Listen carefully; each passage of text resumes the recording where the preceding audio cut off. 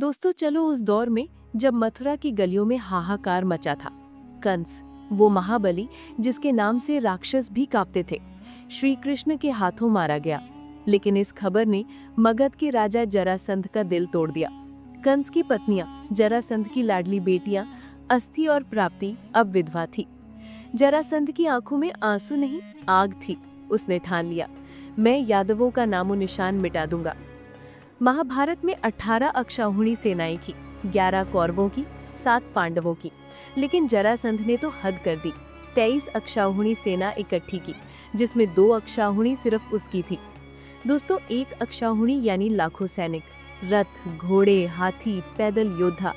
जरासंध की सेना ने मथुरा को चारों तरफ से घेर लिया। मथुरा की सड़कों पर सन्नाटा, बच्चों की सिसकियां और बूढ़ों की आंखों में डर। लेकिन उस अंधेरे में एक किरण थी, भगवान श्री कृष्ण।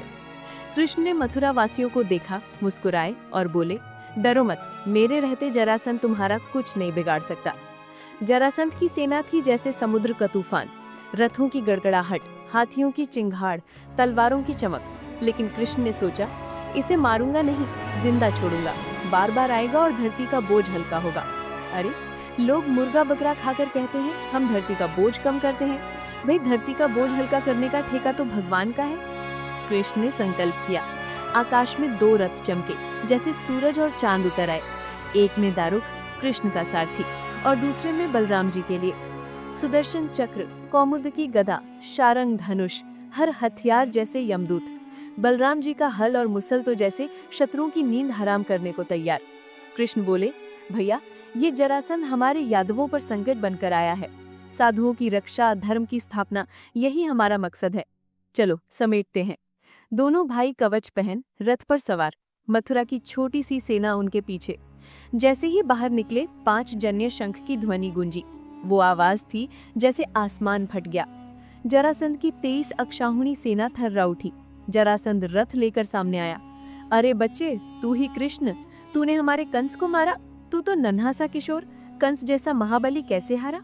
वो हंसा, मुझ जैसे वीर को तेरे जैसे बच्चे से क्या लड़ना, भाग जा या बलराम से भिड़, मैं तुझे स्वर्ग भेज दूंगा। कृष्ण हंसे, मगधराज, शूरवीर युद्ध करते हैं, डींगे नहीं मारते। तेरा घमंड तुझे ले डूबेगा। मार सकता हूँ पर मारूंगा नहीं। तू जैसे बक रहा है वैसे मरने वाले बकते हैं। तभी जरासंध की सेना ने घेर लिया। बाणों की बारिश, जैसे बादल फट पड़े। रथ, सारथी सब ढक गए। मथुरा वासियों में चीख पुकार, अब तो कृष्ण और बलराम गए। लेकिन भगवान कहाँ हार मानते हैं। कृष्ण ने शारंग धनुष उठाया, एक बाण छोड़ा, वो अनंत बाण बनकर टूट पड़ा। हाथी चीत्कारते गिरे, घोड़ों की टांगे कटी, सैनिकों की भुजाएं बिखरी। बलराम जी का हल फंसाता, मुसल कुचलता, सुदर्शन चक्र गर्दने काटता चला। थोड़ी देर में 2 अक्षौहिणी सेना लाशों का ढेर। जरासंध अकेला बलराम के हल में फंसा। कृष्ण बोले, छोड़ दो भैया, ये फिर आएगा, धरती का बोझ हल्का करेगा। जरासंध लज्जित होकर लौटा, लेकिन हारा नहीं। 17 बार उसने 2 अक्षौहिणी सेना लाई और 17 बार कृष्ण बलराम ने समेट दी। हर बार जिंदा छोड़ देते। 18वीं बार जरासंध ने ब्राह्मणों से अनुष्ठान करवाया, धमकी दी, जीत न मिली तो ब्राह्मणों का क्या होगा। ब्राह्मण डर गए। कृष्ण से प्रार्थना की, हे जगत गुरु, हमें बचा लो। तभी नारद जी ने नया खेल रचा। काल यवन, एक यवन योद्धा, 3 करोड़ म्लेच्छ सेना लेकर मथुरा पर चढ़ाया। जरासंध भी 2 अक्षौहिणी लेकर आ धमका। मथुरा दोहरी मुसीबत में। कृष्ण ने बलराम से कहा, भैया, काल यवन से लड़े तो जरासंध मथुरा जला देगा, पहले अपने लोग बचाएं। रातों रात समुद्र में द्वारिकापुरी बनी। योग माया से मथुरावासी वहां पहुंचे। फिर कृष्ण पीतांबर लहराते, मोरपंख सजाए मुस्कुराते निकले।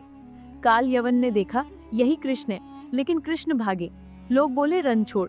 पर दोस्तों, ये भागना नहीं, लीला थी, ब्राह्मणों को बचाने के लिए, भक्तों के लिए।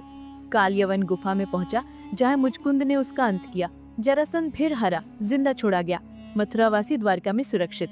देवता फूल बरसाने लगे, ब्राह्मण मंत्र पढ़ने लगे। मथुरा वासियों का विश्वास पक्का, कृष्ण की शरण में कोई हार नहीं सकता। लेकिन दोस्तों, ये कहानी सिर्फ युद्ध की नहीं, भक्ति की है। कृष्ण की हर लीला हमें सिखाती है, डर से डरो मत, जो सही है उसके लिए लड़ो। चाहे कितनी भी मुसीबत आए, भगवान का साथ हो तो जीत पक्की है।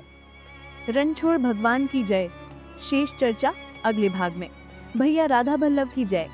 इसी तरह के धमाकेदार दिल को छूने वाले वीडियो देखने के लिए लाइक, सब्सक्राइब और शेयर जरूर करें। आपका प्यार ही मुझे ऐसे वीडियो लाने की ताकत देता है।